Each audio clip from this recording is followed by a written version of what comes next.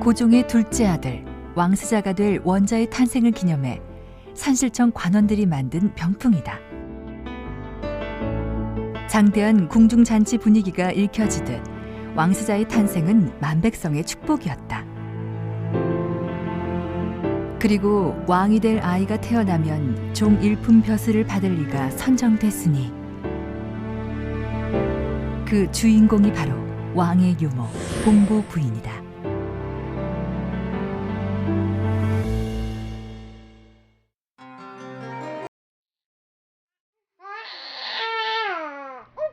조선시대 양반가에서는 유모를 통해 아이를 양육하는 것이 보편적이었다. 특히 왕실에서는 유모의 젖을 먹고 자라면서 아이의 품성이 저절로 유모를 닮아가게 된다고 믿었다. 왕실의 유모는 아이를 낳은 지 얼마 되지 않은 산모 중에 후덕하고 건실한 성품을 가진 여인으로 선발했다. 특히 왕세자의 유모는 왕세자가 왕위에 오르면 봉보 부인이라 하여 종일품 벼슬을 받았는데 오늘날 부총리급의 높은 벼슬이다. 양반가 여성들이 남편의 풍계에 따라 외명부 풍계를 받긴 했지만 남편이 아닌 자신의 공로로 풍계를 받은 여성은 왕세자의 유모, 즉 봉보 부인이 거의 유일했다고 할 수 있다.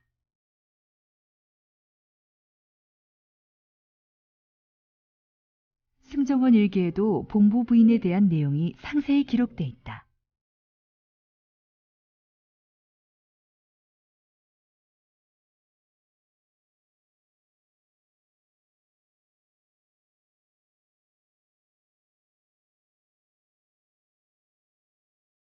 봉보 부인의 장례를 국가에서 예를 갖추어 치르도록 명하고 있다.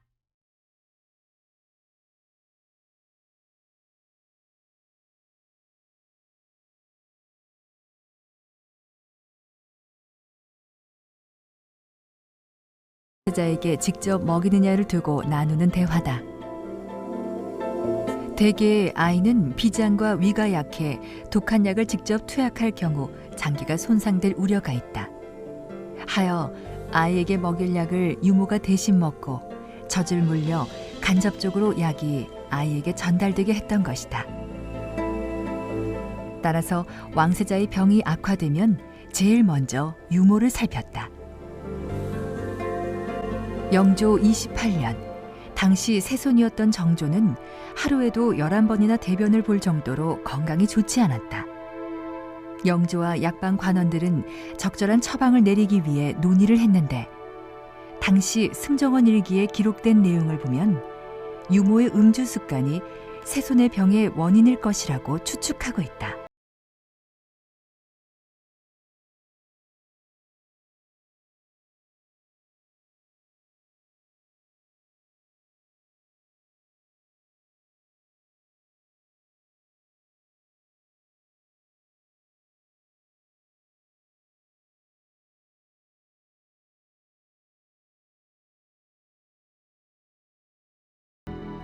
그런데 이상한 점은 영조는 유모의 음주 습관을 참고하여 약을 처방하도록 지시했다. 유모가 술을 즐긴다면 유모를 바꾸면 그만일 터. 왜 영조는 유모의 죄를 감싸고 있었던 것일까? 당시 양반가에서는 한 번 선택된 유모를 바꾸는 것이 아이의 건강과 인성 발달에 좋지 않다라는 믿음이 강했다. 특히 왕실에서는 유모를 바꾸는 것이 왕세자의 운명을 인위적으로 바꾸는 것처럼 느꼈던 것이다. 정조의 첫 아들로 3살 되던 해에 세자로 책봉된 문효세자. 하지만 5살, 너무도 짧은 생을 살다 갔다. 세자의 병명은 홍역이었다.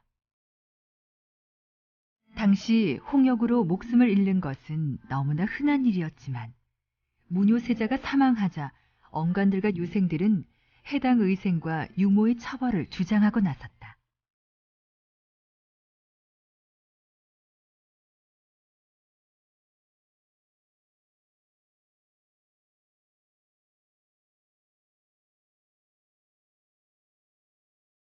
세자가 아직 5살밖에 되지 않았는데도 젖을 끊어 세자에 대한 보양의 도리를 잃어버리게 했다는 것. 그것으로 세자의 죽음의 책임을 유모에게 묻고 있었던 것이다.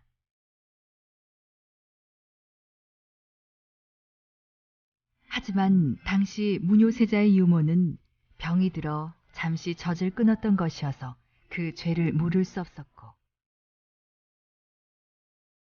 조선 왕조 대대로 유모를 극진히 대접하던 왕들은 유모의 허물 앞에서는 그 어느 누구보다 관대했다.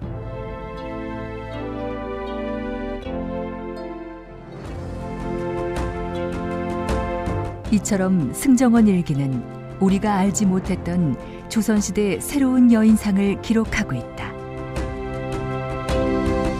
눈으로 보고 귀로 들은 모든 것을 기록한 288년 동안의 기록, 승정원 일기.